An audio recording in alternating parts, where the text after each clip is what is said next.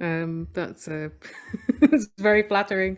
Thank you also for what you did with the podcast artwork, because it felt like I was being sucked into a vortex. Very exciting. Pleased to be here. I think I actually have more questions for all of you than I have anything to tell you that you don't already know. And I would love to ask you about your work, because as interpreters, you're having to make so many complex linguistic decisions in a microsecond. And I have a lot more time and I have the benefit of editing. So if I make a bad decision, no one has to know about it. So I make a podcast about language called The Allusionist. And because that is wordplay, I am curious as to how the interpreters are going with it. I started it nearly 7 years ago at the beginning of 2015. And I did it because I had been given the opportunity to make a podcast about whatever I wanted. And I had always been interested in language ever since I acquired it. But I went to a school that taught us Latin and French from the age of 7.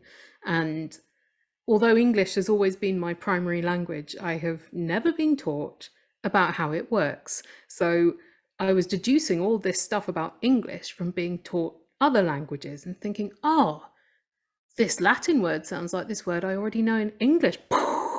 Galaxy brain.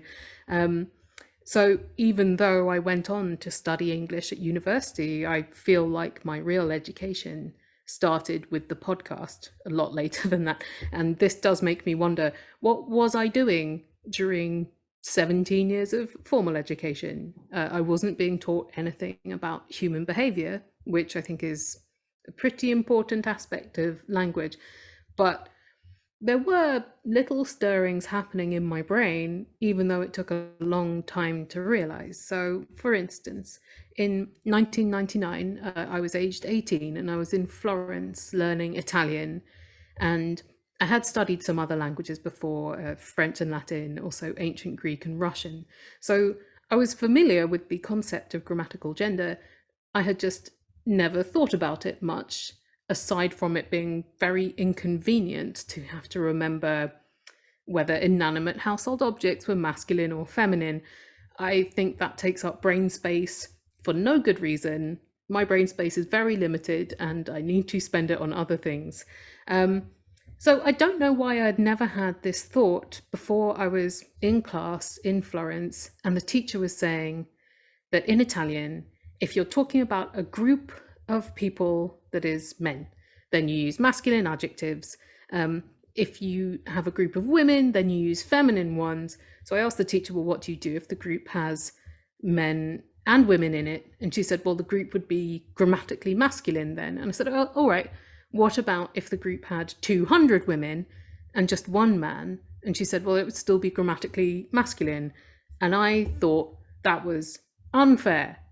And I still do think that is unfair.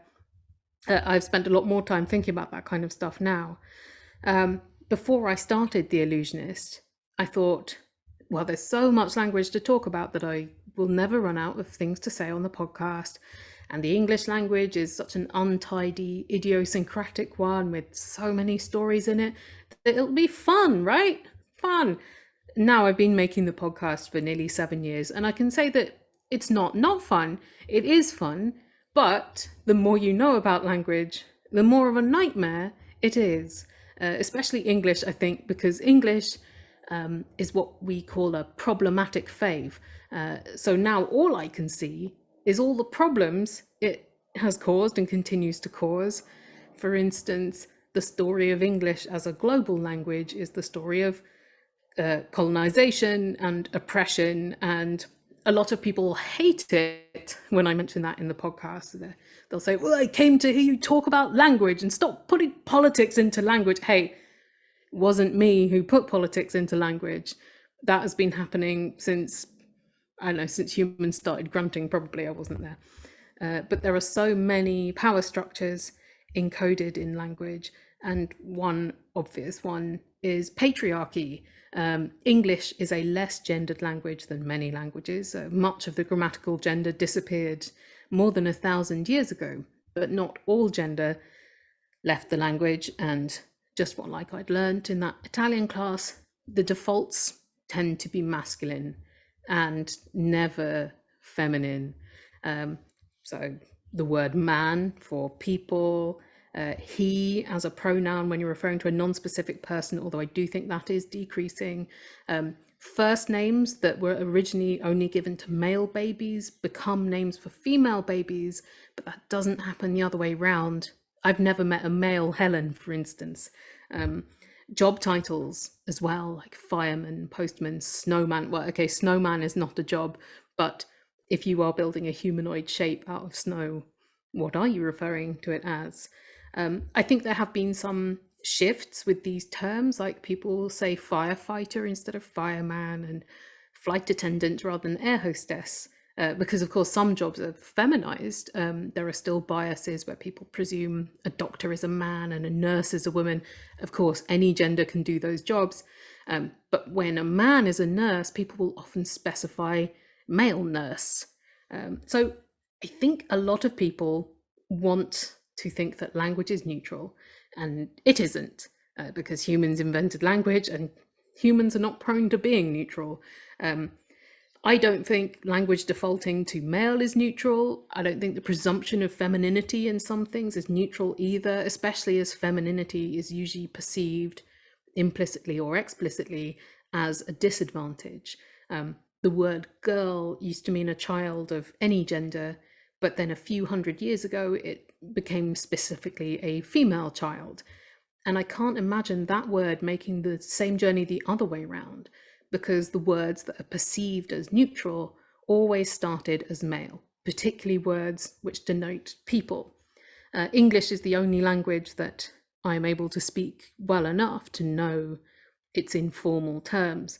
But we have a lot of words, such as guys, which people will use to mean men specifically, but also to mean people of all genders. This use is quite ubiquitous. And a few years ago, I made an episode of the podcast about where the word guy came from. It's an eponym, a word which is a person's name. And it is from Guy Fawkes, who was executed in the year 1606 for being part of a conspiracy to blow up the Houses of Parliament and kill the king.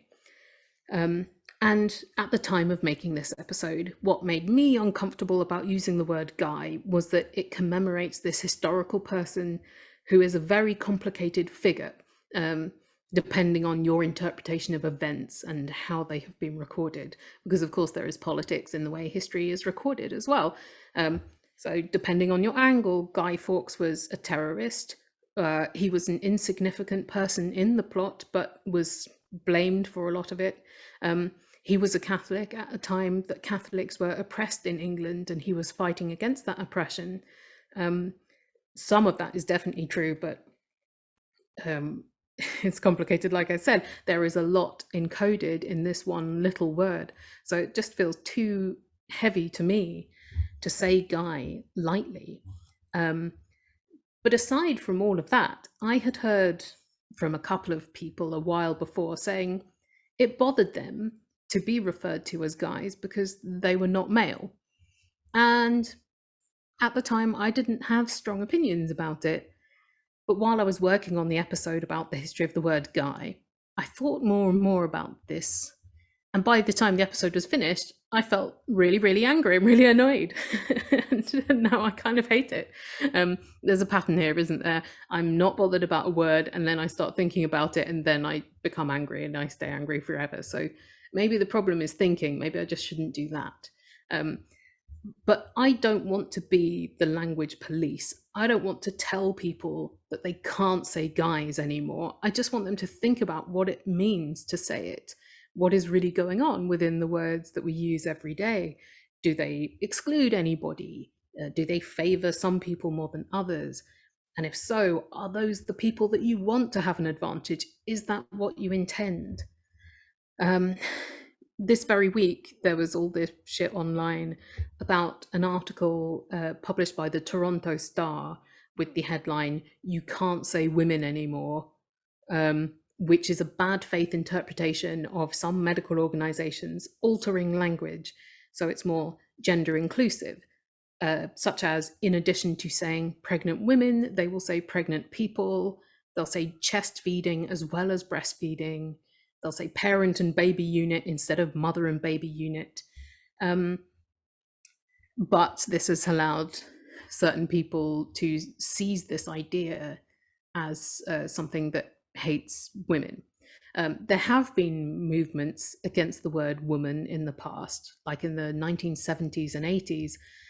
Some feminists did not like that the word woman contains the word man, so they changed the spelling to WOMYN or WOMXN because they didn't want to be defined in relation to men, right? Whereas now, well, nobody is actually asking anyone to stop saying women, but the people saying, well, you can't use women are doing so as a bad faith argument against trans people. And it's interesting to me how the movement 4 or 5 decades ago was sort of punching up against patriarchy, and now it's punching down against trans people. And you can still say women. I just said it literally 7 times. There's no evidence of anyone trying to ban the word woman. Some people are trying to preserve unfairness in language, but they've moved the targets, even if it is that to their own disadvantage as well. Like, I think gender inclusive language in medical care benefits cis women as well as trans people. There's a lot of language around pregnancy, which excludes fathers, for instance. Why not bring everyone in?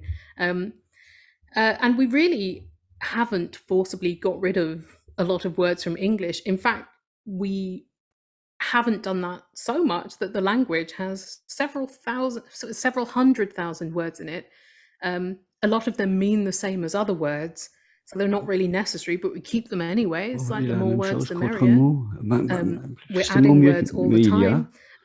So it's a false worry that if things carry on as they are, we'll be left with only 40 words that we're allowed to say. Allowed. I mean, there's no language police, including me. We already have access to at least 10 times more words than we're likely to use in our lifetimes. I think I read that the average number of words a person uses is about 20,000. They probably are, they'll understand 40,000, but in English, it's hard to count, but there's at least 200,000 words, probably more than double that. So I don't think that changing what words we use makes our vocabulary smaller. I think it does make them better. So, for example, eponyms that I mentioned earlier, we have a lot of these words in English that contain someone's name, like nicotine, Stetson hats, jacuzzis, Celsius and Fahrenheit. There are a lot of foods like pavlova. There are a lot of medical conditions like Parkinson's disease or Asperger's syndrome. But in recent years, there has been a move away from using the term Asperger's syndrome for a lot of reasons. But one of them being that Hans Asperger was a bad man. He colluded with Nazis. He sent children to a hospital that was known to abuse and murder them. So why would you honor him? He didn't even have very much to do with researching or diagnosing the condition that bears his name.